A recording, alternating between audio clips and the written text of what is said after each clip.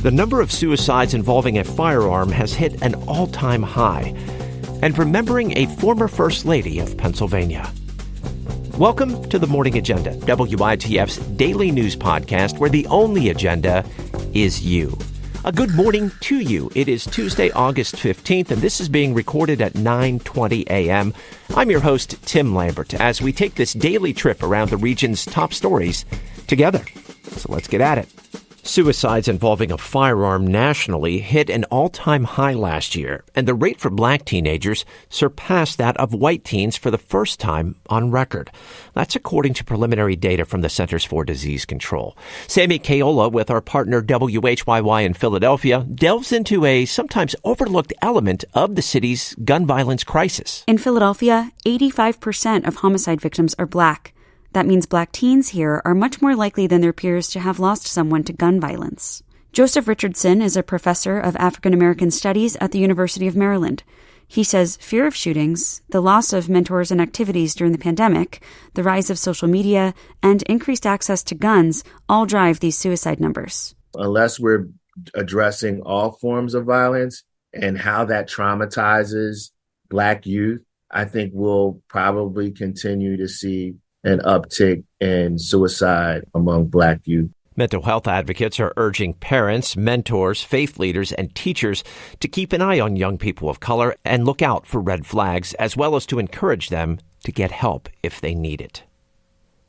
Former Pennsylvania First Lady Ellen Casey is being remembered for her work to raise awareness about breast cancer. My colleague Ben Wasserstein reports the mother of Democratic U.S. Senator Bob Casey passed away Friday in Scranton. Ellen Casey served as First Lady from 1987 to 1995, while her husband Robert was governor.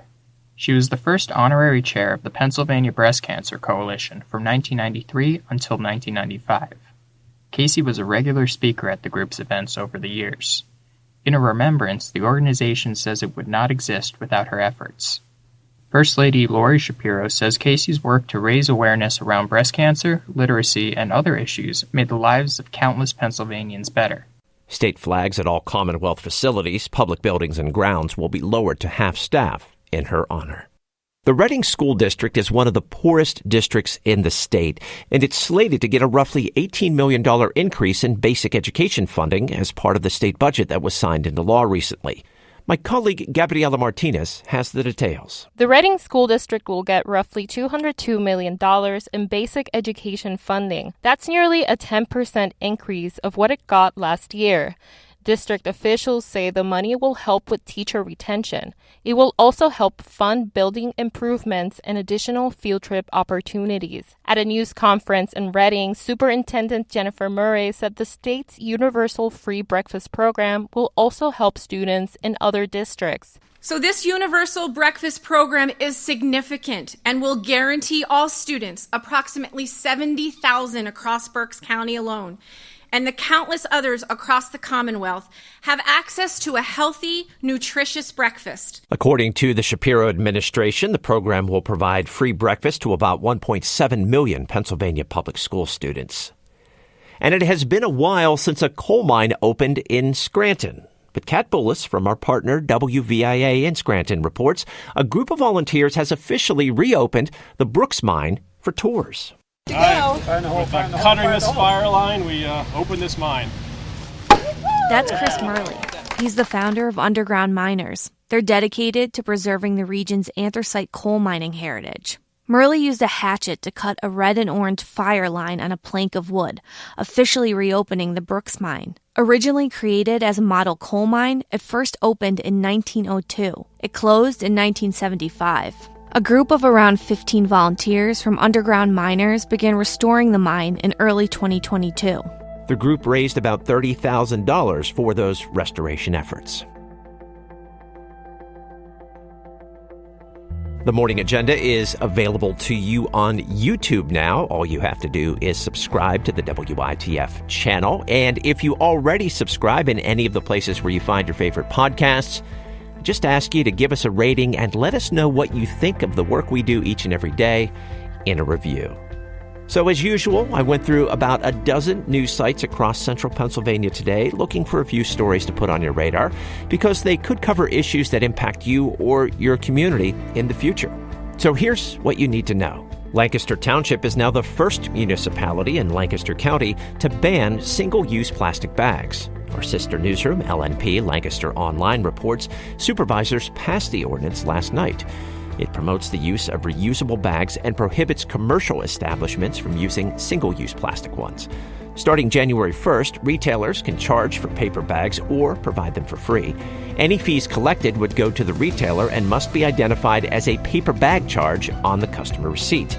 The ordinance does have some exemptions, like the thin bags used to carry produce or meat inside a grocery store, or bags used to contain live animals at a pet store. The nonprofit environmental organization Surfrider Foundation reports 471 local plastic bag ordinances have been adopted in 28 states.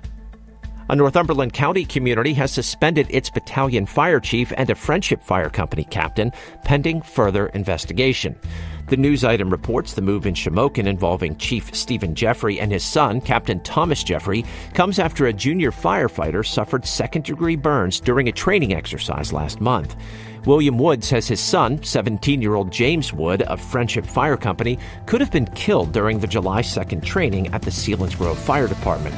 It involved a controlled burn of hay and a wooden pallet in front of a metal reusable shipping container. According to the Office of the State Fire Commissioner, junior firefighters are not permitted to enter a live fire unless they're 17 years old and have permission from a fire chief and parent to participate in the training. It also must be conducted under the supervision of a credentialed state fire instructor.